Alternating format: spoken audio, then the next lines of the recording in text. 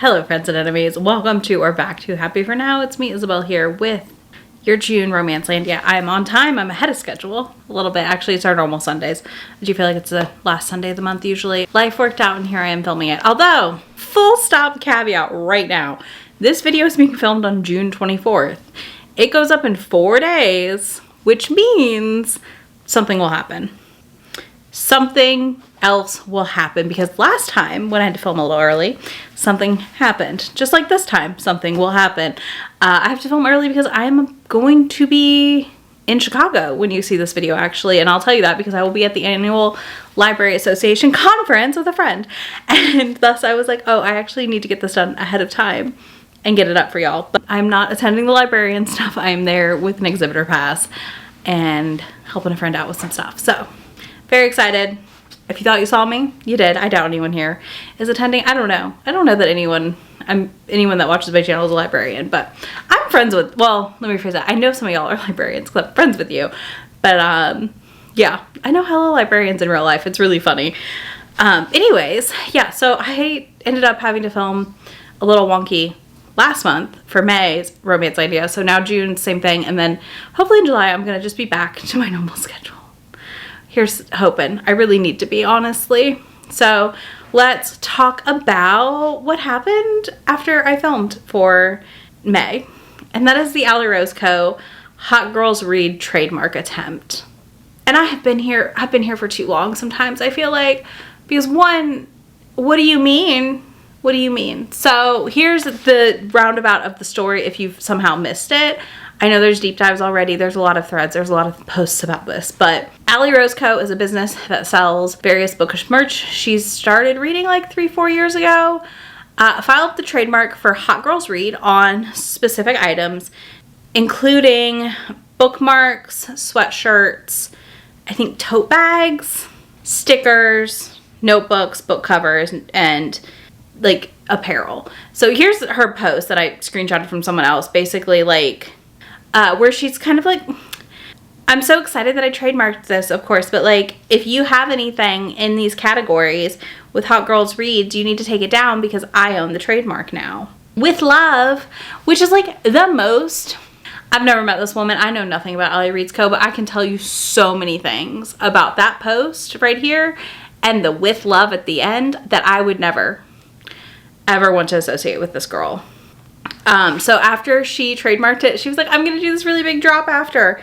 And backlash was immense. I love to see the community come together and put someone in their place. And this was a great example of that exact thing happening. And I do believe this lawyer kind of took her for a ride on agreeing to do this. But basically, she successfully trademarked Hot Girl Reads. She successfully trademarked Hot Girls Read, and the response to that was some of her supporters were like, it's fine, she absolutely can do this. And yes, of course it was a white woman, don't be surprised, I'm not. But other people were like, hey, why are we trademarking something that was started by a black woman? Because Hot Girl Shit was started by Meg Thee Stallion a couple summers ago. Like that was like 2019. I think was it 2019 or 2018? Anyways, it was right around there, right? We had like Hot Girl Shit. And Hot Girl Summer and all these things, and like they're just fun phrases that people use and like sometimes appropriate inappropriately like this. But why would you be able to trademark such a generic term? So author Michelle Khalil quickly set up a GoFundMe and sourced funding to dispute the trademarks. Funding was reached with minimal issues, and we're ready to basically counter the trademark and say like, this cannot be trademarked, it's too generic.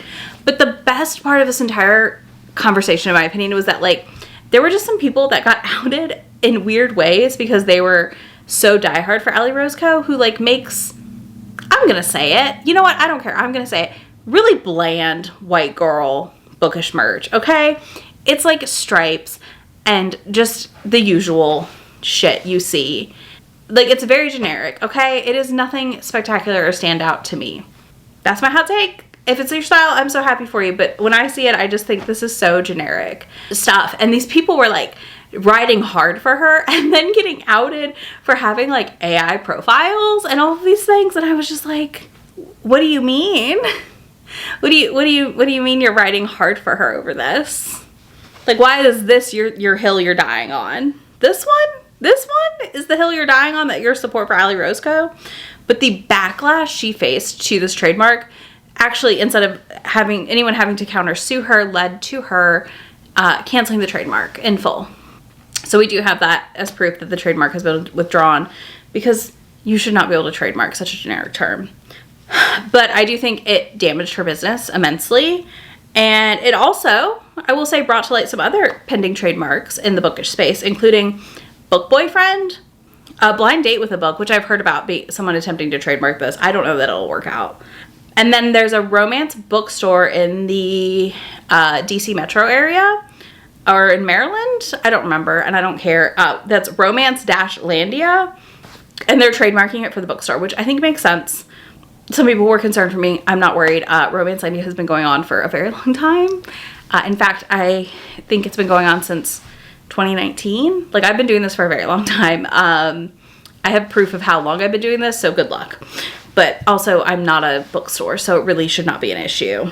The other thing is, I think it was really funny to see someone like Ali Rose Co. try and trademark this when they are using other people's intellectual property to sell things like bookmarks with Pantone colors for each book cover and the book title on it. So she had like a Heated Rivalry, Game Changers one, of course an ACOTAR one, I think there was a Fourth Wing one, but all of these available still for sale with actual trademarked and copyrighted materials on them. But you're gonna trademark How Girls Read. All right, girl. Anyways, yeah, I will never shop from Ali Rose Co. now, and there's that, I guess. I just, I can't predict what's gonna happen. And the thing is this wasn't even the wildest thing to happen since I filmed last month's Romancelandia. All right, we gotta talk about Simon & Schuster. Their social media person thought this thread, whatever you call it, was a good idea, which is hot take. Not every book needs an HEA, in parentheses, including romance. And two things. One, they've seen the engagement people get on threads all the dang time arguing about the HEA in the romance book space, or the HFN, and not grasping what it means and how vital it is to the story, because they feel as though no other genre has this structure. And I fully disagree, because rarely do you read a full mystery series where the mystery doesn't get solved. I'm not saying you don't get left hanging sometimes, but that mystery gets solved. You might read and when you're thinking it didn't, it's probably a thriller. If it was vague, it's probably a thriller, not a mystery, okay? So, like, that's just not a thing that's happening in other genres. We're not, like, walking into sci-fi and telling you it's science fiction when, like, they're not doing sci-fi stuff and it's, like, medieval times. You know what I'm saying? Like, I don't know. It's weird. I don't quite get this whole argument, but I feel like Simon & Schuster's social person saw the engagement people were getting and was, like, on it. And then no one, like, was like, hey, maybe don't piss the romance people off. Because we are, unfortunately and fortunately at times, very aggressive about the expectations we have with our books. And there's nothing wrong with that. We don't walk into other books with those expectations. And that's the thing I think people also don't understand. We're only approaching a book marketed as romance with that expectation. We're not approaching every other genre expecting. But also, like, it was kind of terrifying to have a publisher post that. I was like, ooh, oh no.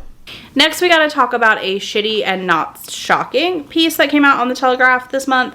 The author of this piece is Laura Brown, whatever. And the piece is titled Gen Z's Taste for Fairy Porn Lays Bare the Me Too Generation's Smutty Soul. Which, like, I don't mean this rudely, but, like, is Me Too not millennials and Gen X more so than Gen Z? I don't know. Anyways, I'm just asking. But, this article was bananas, and I don't recommend you go read it, is what I'm going to tell you, and I wouldn't engage with any, like, positive commentary around this article.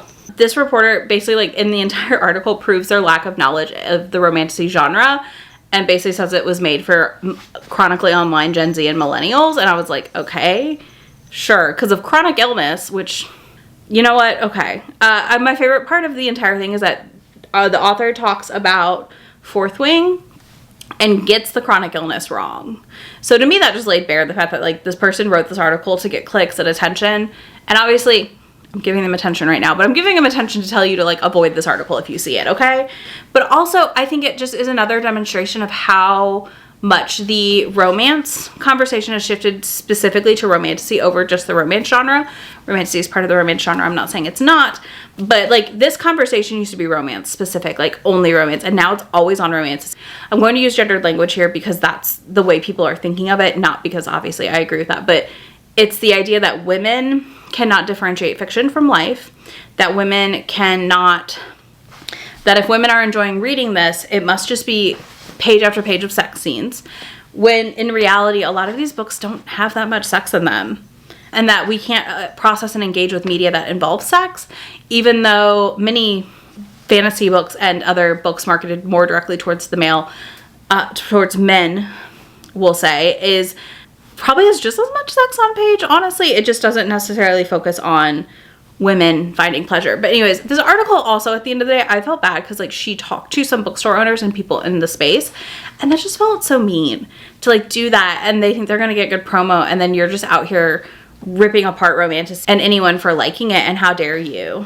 But yeah, it was such a bad take, and it was also just, again, a rinse and repeat take that we have seen labeled specifically on romance as a group and not just the romantasy label, because for a minute romantasy was not the target, it was just romance. But yeah, I continue to be fascinated by how and what that conversation is shifting to overall. We have to talk about this book retreat, which I didn't want to talk about, but I feel like I have to because it just has taken over everything.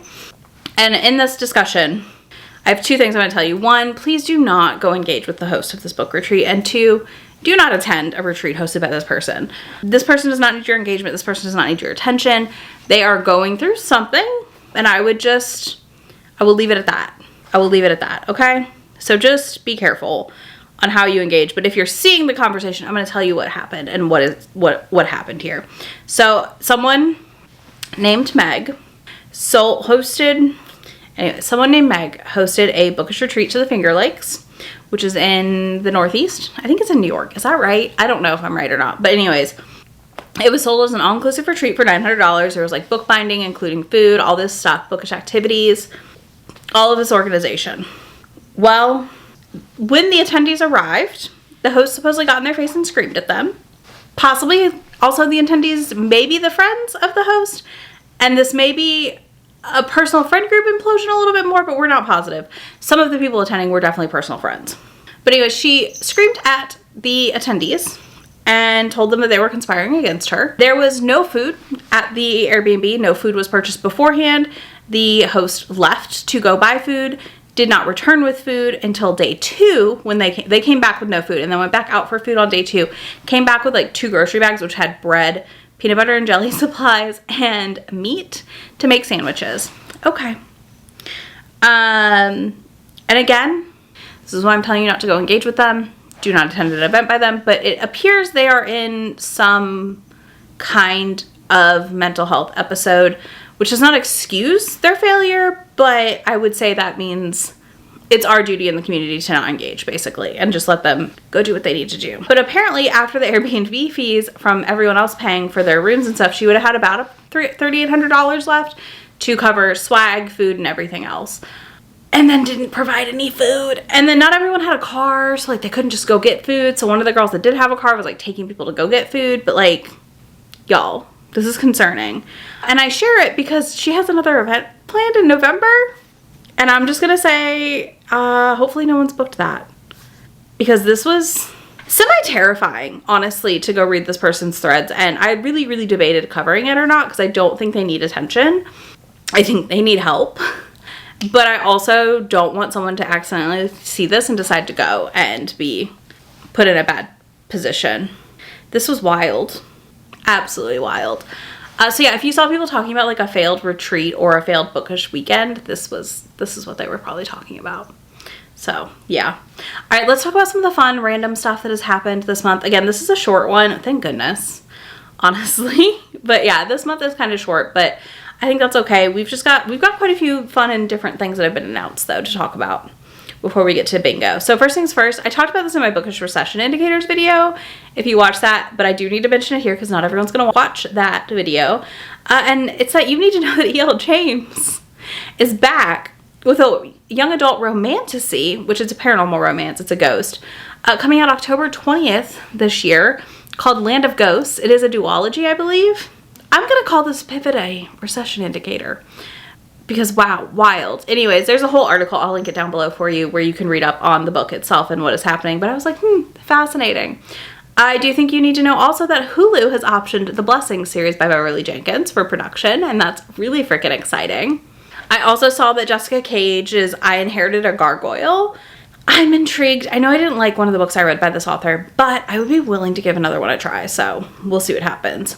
Lucy Score shared via her newsletter, apparently, that Things We Never Got Over has officially been ordered for Amazon Prime Video, which I feel like tracks. I feel like we're getting a lot of Amazon Prime Netflix pickups. We also got news that Icebreaker by Hannah Grace, it has been optioned by Netflix, which has a lot of people having a lot of feelings about that, and some I think are totally justified and correct, and some I think are a little ridiculous that you're mad that a book you didn't like got optioned. If you're mad it got optioned and not like an author of color, absolutely valid. I don't disagree with you, but if you're just mad because you think the book's terrible, I got nothing. The funnest news of all is that We Need Diverse Books and Allie Hazelwood, Adriana Herrera, Squared, AH2 announced the winners of their grant that they had for marketing for new releases. And I just thought this was really cool. I'm going to throw up a graphic here with all of the covers. I'm really, really excited. This is basically for authors debuting in 2026 and 2027. I just think it's really great. I think it's really exciting. And a lot of these titles look fun and interesting. So I will link it below. Check it out. Give them a look-see.